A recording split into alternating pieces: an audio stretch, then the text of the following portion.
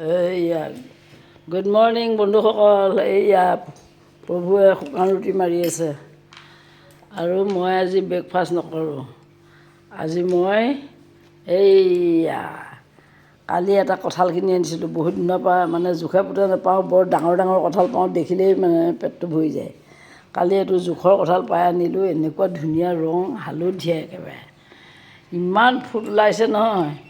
মই এয়া খায়ে আছোঁ। এইয়া 30 ফুটামান খালোঁৱেই, 30 ফুটামান মই খালোঁৱেই। এতিয়া আকৌ আৰু খায়ে আছোঁ, খায়ে আছোঁ মই। বা কঁঠাল খাইছা? কঁঠালটো দেখাত ভাল, কিন্তু টেষ্ট আছেনে? টেষ্ট আছে। হালধীয়া সকলোকে দিয়া। 32 ফুট হ'ল। এয়া 33।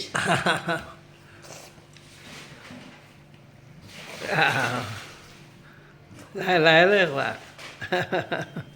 তুমি বহুত কঁঠাল খাব পাৰা, কিন্তু 15-20 খাই দিব পাৰা। 15-20 ফুট এটাই খাই দিয়া। 34।